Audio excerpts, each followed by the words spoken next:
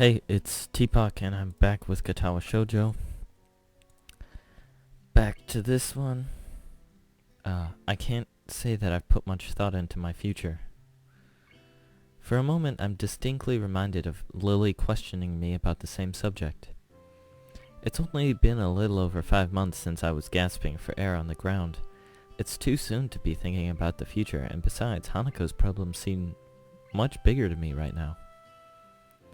Matao gives a disapproving sigh before continuing. Think of this place as an opportunity. Here you have boundless facilities, good teachers, plus the added bonus of the nurse and his staff. You should be doing nothing but thinking of the future. Right.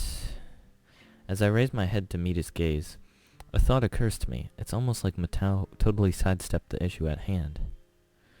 Wait, raise my head. How short am I? As Hisao. I guess pretty short. Considering this is like eye level, right? Jeez, I'm super short. Excuse me, but why do none of the staff seem to care when Hanako skips class? I've seen you watch her walk out of class more than once. Shouldn't you at least say something? Well, Nakai, it's not really that simple. Every student here has special needs. If it weren't for that, then we wouldn't have a school here. For example, I wouldn't keep you in class if you were having trouble breathing, would I? But that's not... Matao cuts me off before I can even think about finishing my sentence.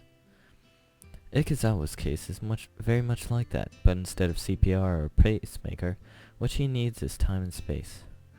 The faculty was made aware of this from the day she arrived here. Thus, whenever she feels the need to leave classes, we let her do so. And even though she isn't a star pupil, she seems to pass all her exams, so it hasn't affected her ability to study. Isn't that enough?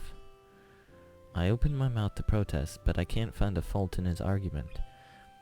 While her condition does at first seem to be wholly physiological, its worst effects have been on her psyche.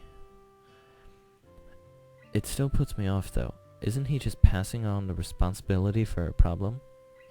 Surely she can't go on like this for her entire life. I understand that you might not be used to this kind of thing yet. It's been a big change for you. That said, it's less than a year until graduation now. Maybe you won't have to get used to this school. If you keep your head down, I'm sure you will do well enough in your exams. I numbly nod, more to simply acknowledge that I'm listening than out of agreement. I felt like I was getting used to this school, but it feels like it's just been thrown back in my face. But what about Hanako? I believe, well, I hope that she will perform well enough to do what she wants to do. What that is, I don't know. Not all students leave school with an idea of what they want to do, unfortunately. He takes care to emphasize the last word, as if it wasn't quite clear enough already, and gives me a moment to mull his words over. Today's been a troublesome day for you, and I doubt you'd be able to concentrate much anyway after all that's happened, so I'll allow you to take the rest of the day off. Your marks have been good in this class so far, which makes you think you won't have any trouble catching up on what we've been doing. He gives a small smile along with his praise as if to make up for the seriousness of his lecturing before now. Go collect your things, and I'll see you tomorrow. That is a nice teacher. Right, thank you. Matao's roundabout speech has left my thoughts scattered. I'm still not any closer to working out what I can do to help Hanako, if anything, and my mind is all the more confused after what Matao said. I'm also still bothered by the fact that Hanako was helped at least as much by Shizune, her enemy by proxy, as by myself, but I don't know whether that is just male bravado or a genuine concern.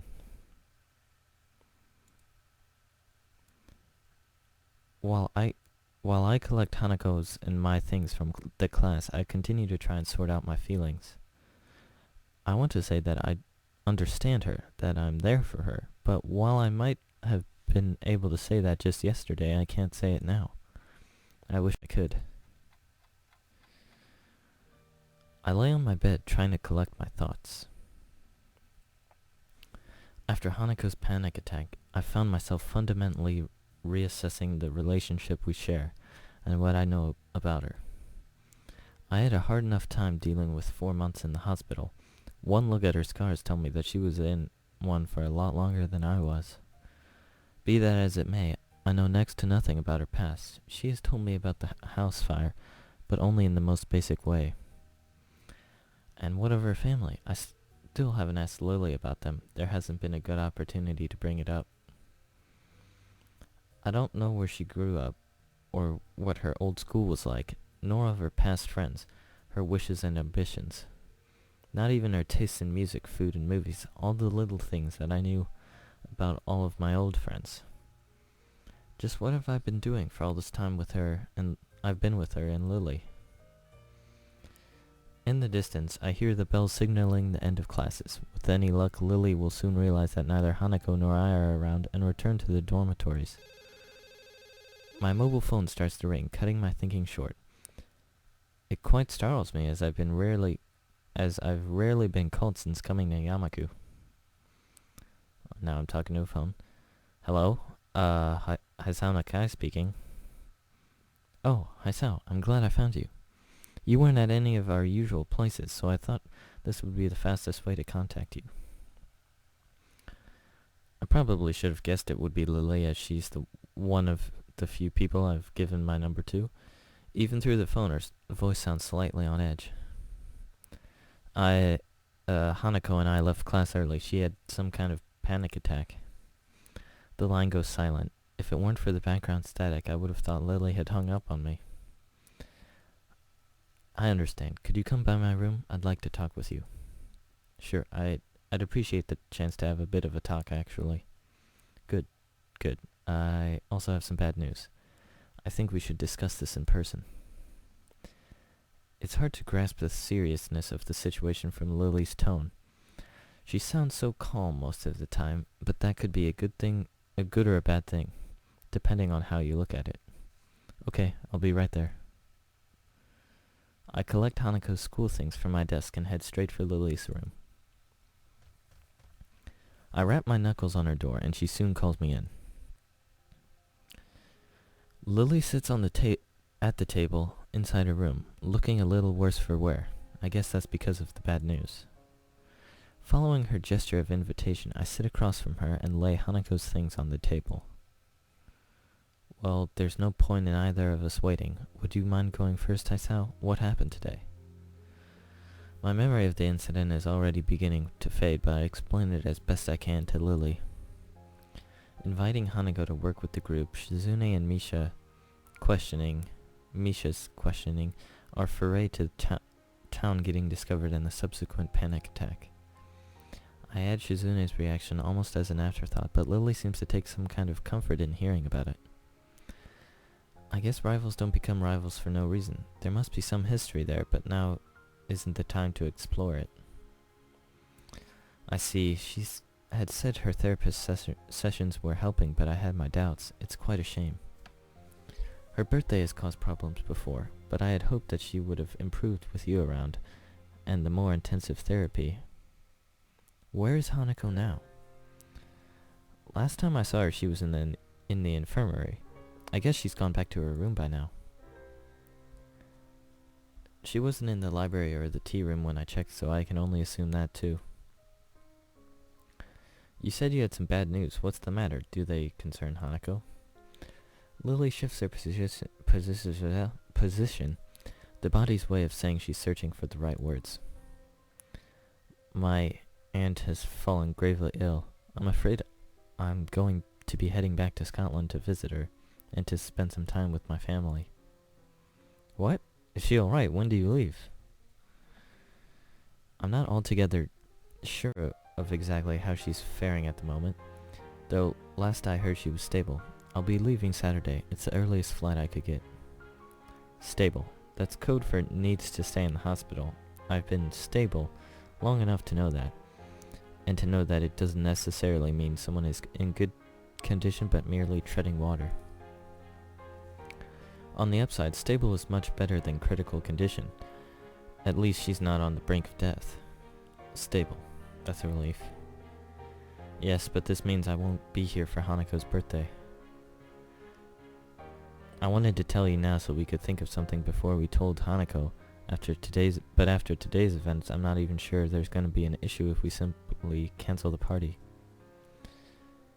I don't think that's such a good idea. Hanako already knows we were planning a party now. To go back on that seems like the wrong thing to do. Also, we should do something for you going away, right? You make it sound as if I won't be coming back. If all goes well, I should only be away for a week, though possibly 2. That's one relief, at least. With that in mind, what do you suggest then? Given the circumstances, I don't think karaoke is really appropriate. You're not going away for the greatest of reasons, so having too much fun would feel wrong. What did you do for her birthday last year? Last year, I literally couldn't get her out of her room. She'd locked the door. All I could do was leave food outside for her, making sure that she was at least eating well. This is perhaps the most depressed I've ever seen and heard Lily act. Oh, heard act, okay, I don't know if that fits. I feel sorry for her, given how defeated she must feel to be unable to help her closest friend. What is this song playing? Moment of Decision. Sounds pretty good. Perhaps it would be better to throw the party before you leave then. That does sound like it would be the easiest option. I think we should at least tell Hanako both about your trip and her party. I have her things from class as well. That's a good point. Should we go visit her now? Jeez. Lily is tall, if like... Okay, I think that's eye level. I'm assuming that's eye level.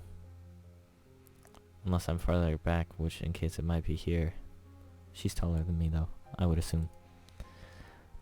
I think that would be a good idea. Part of me is dying to see Hanako. The last time I saw her she looked like death walking. And these last few hours have torn me apart just thinking about that. We quietly get up and file out of Lily's room. Hanako's room is next door in the same hallway. Knocking lightly gets us no response, but the door proves to be unlocked. Lily pauses for a moment as the handle unexpectedly moves under her hand before opening the door. That's like almost exact same as my room. Hanako's room is startlingly bare and monotone. There are no decorations on the plain white walls and the plain dark blue blanket, and only a few books, papers, and purely utilitarian items on the bookshelves. Even her bed sheets are monochrome. The entire room feels as subdued as Hanako's character. Oh no. Hanako herself is laying curled up on her bed. She may not be crying now, but her eyes are closed tightly to stop herself, and the tracks left by her tears still sit on reddened cheeks. This is sad. Sad image.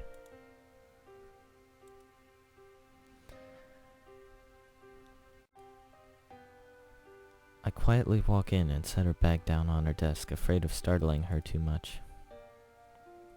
Hello, Hanako. Hisao told me about what happened today. Are you alright? Hanako's eyes open, though only a little. I'm okay. She tilts her head slightly to look at me, noticing my grimacing before I can hide it. Sorry for making you worry. Really, I'm fine now. She really doesn't look nor sound okay, though at least she seems more calm than she was before. She still looks as if the slightest breath could emotionally break her. I said it before, right? You don't need to be sorry for this. Hisao's right. I shouldn't have hidden something like a birthday celebration from you. I see Hanako shiver at the word. Lily picks up on the silence that follows and crouches down to Hanako's level. I'm the one who should be sorry, Hanako. Hanako's eyes open to peer at Lily. She looks at Lily for some time, taking in her face with those dark, analytical eyes of hers. Lily must have made the right impression on her, as Hanako recovers enough to prop herself up on the bed and shift to sitting on its side. Hanako worries about many things, but troubling others is is foremost among them. Hearing Hanako's shuffling, Lily moves forward and feels out on the side of the bed, eventually taking a seat beside her and taking Hanako's left-handed both of hers. The feeling of me being out of place when the two are together has lessened in the time that we've known each other, but is still occasionally very much there. This is one of those times, I think. Lily, if you want me to go, I don't want that. Lily and I are both surprised at Hanako mustering her courage. A half-mumbled okay is all I can give her in reply, and I take her desk chair to sit in. Hanako, I'm afraid I have some bad news. So Lily's gonna break the news now. With Hanako having affirmed our relationship so clearly, perhaps Lily thought the timing was good, or at least as good as it will ever be. My aunt has fallen ill, so I need to return to my family for a time. Concern replaces Hanako's remorseful expression. Your family? You mean in Scotland, right? That's right. Akira and I will be leaving Saturday. So, you're going away? I won't be gone for long. Probably only a week or two. I'll be back before you know it, and Hisao will be here, right? That's right. I'm not going anywhere. Hanako seems to only take minor comfort in this, but she does manage to summon some resolve from somewhere inside her. Is your aunt going to be alright? I'm not sure. Silence falls. It's depressing that the thing to truly bring Hanako out of her rut is another's misfortune. I decided to bring up the other matter that brought us here, to distract at least in some part from the dismal feeling permeating the room. Anyway, we were thinking that it would be a good idea to have a going away party for Lily, and it could double as, yeah. I cut myself off before mentioning her birthday, as that seems to be a trigger for such fierce emotions within her. I bet it's like something happened on her, like maybe the fire was on her birthday. Maybe she's like, I was born on this day and it was my fault, the fire was my fault, or something like that. I don't know. Lily gives Hanako's hand a gentle squeeze. Is it alright by you, Hanako? It won't be anything lavish or overdone, just something small in my room. So, just in the school, just us? That's right, just the three of us. If you like, I could ask Akira to come out as well. Okay, you're only going for a week. 1 week or 2, yes. I promise that it won't be any longer. Okay. Most people would be upset at hearing about a friend's family member falling ill and happy at a party. But Hanako, it seems that both events are on the same level. Alright then, you look like you need a rest, Hanako, so it might be best if we all went back to our rooms for now. You know that if you ever want anything, you can always talk to me or Hisao, right? Lily's voice is pensive, an unusual edge for someone as confident in herself as she. I understand. Thank you, Lily, Hisao. Well then, good night, Hanako. Night. I let out a long breath after the door closes behind us. It feels a little like I've been deep underwater and only now have been able to come up for air. Lily doesn't seem to be doing well either. She looks pale and drawn. Are you alright? I'm just a little tired. It's been hectic recently. Have you slept at all? A little tired sounds like an understatement, given how you look. I think I managed to get a couple hours of sleep before class. I'll be okay. I feel bad about pressing Lily right now. I think both of us are pretty tired from everything that's happened as well. I think you should get some rest. It's been a big day and staying up isn't good for your complexion. Thank you for your concern, Hisao. Good night then. Okay. Night, Lily. I leave Lily in the hallway as she opens the door to her room and begin to make my way to my own.